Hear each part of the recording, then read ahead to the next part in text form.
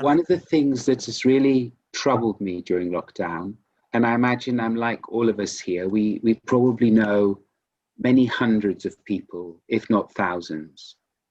But if we come to the circle of people we know who may be in some way, it's not a good word, but vulnerable, older, struggling with life in some ways. I think of a couple of friends of my own age who are both in an old age home for people 20 or 30 years older than they are because they've both got enduring illnesses.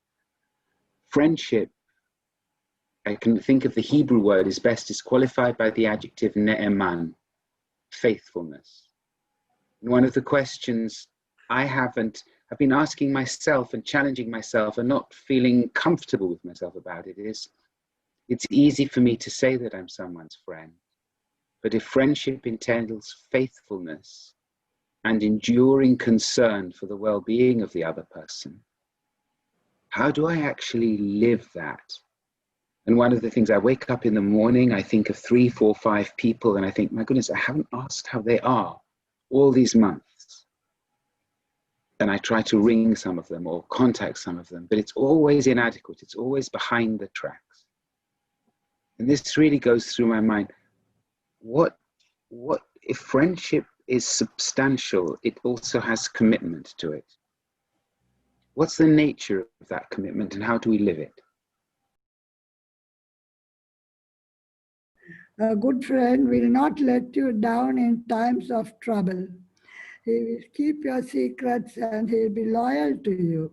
So look out for the good friend who is good and who will protect you and look after you in any situation. A good friend.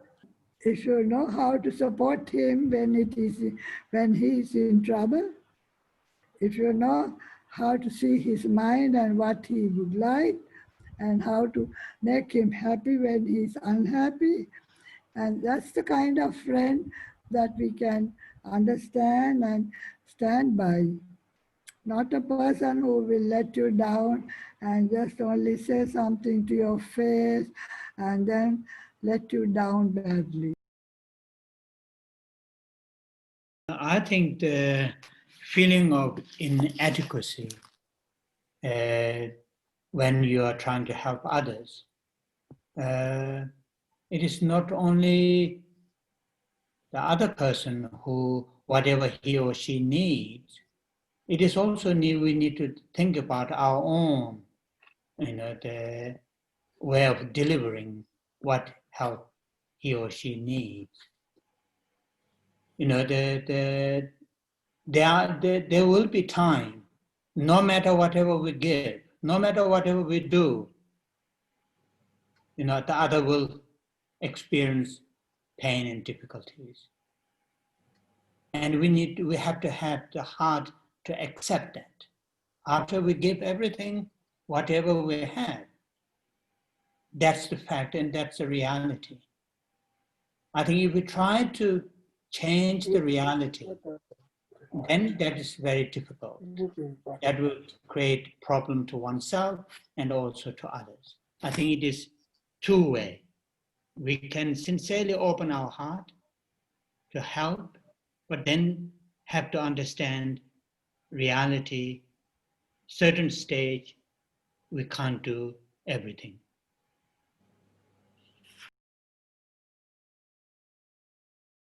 There are levels of friendship. So how many friendships can you maintain? That each of us will probably have a different number, but just to think of how many friendships you can maintain. I mean, even within family relationships, how many can you maintain on a daily or weekly or monthly basis?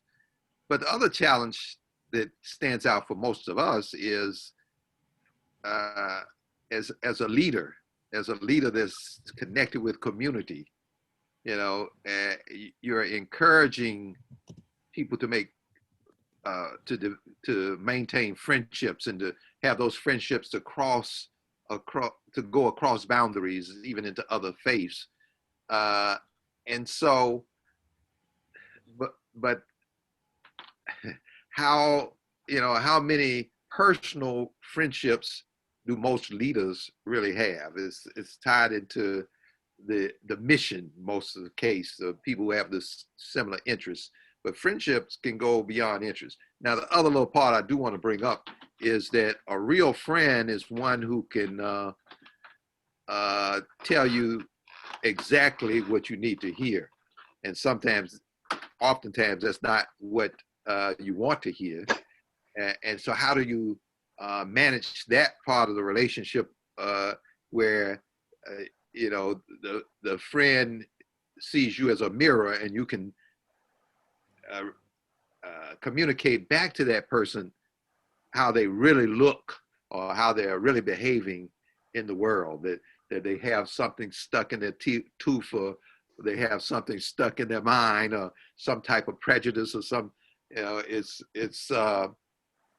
that part of friendship is a little tougher. It's real easy to say, you look beautiful today, you're radiant today, I love you, but how it's much more difficult to pull your friend back from wrong, or to remind them, or to bring to their attention that they're involved in something that is not good for them.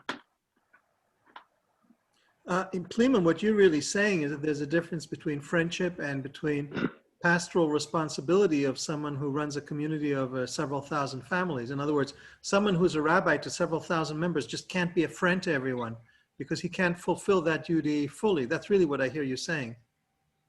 Right, and even though those people in that synagogue regard the rabbi as being their friend, and he is their friend, but as a leader, but he can't really develop the type of friendship that satisfies the need and the urge in him to many individuals, but he gets it through serving the community.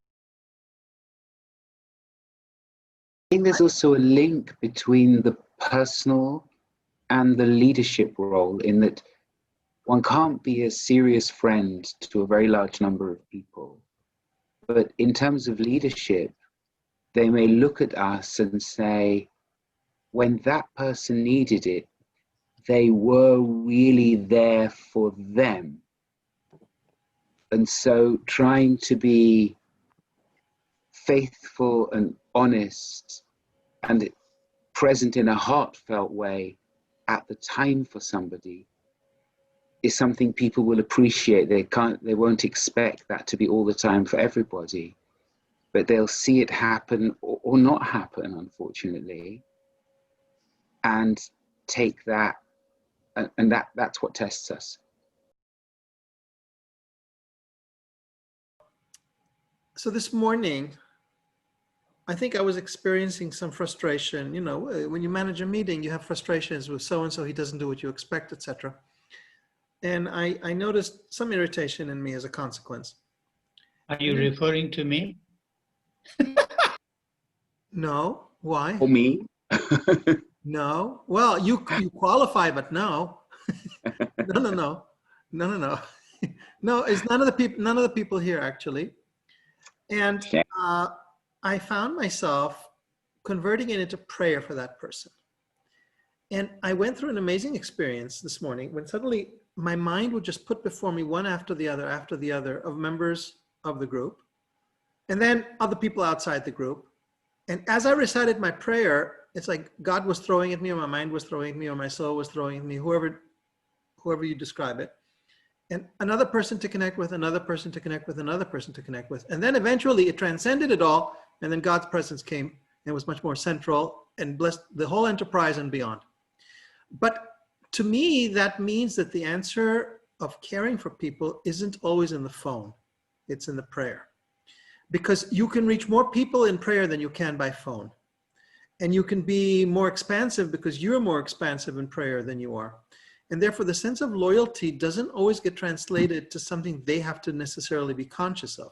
It could be something that you're radiating into the world and trusting in God. And Jonathan, you of all people, during the Corona-Spection interviews, you spoke about the power of the mind to touch things through symbolic objects. You said, I can't be with a person, but if I But if I have an image of them, it makes it real. So you acknowledge the fact, and you spoke, reflectively about the fact there are other ways of traveling, there are other ways of being together with people. Well, that's what prayer does.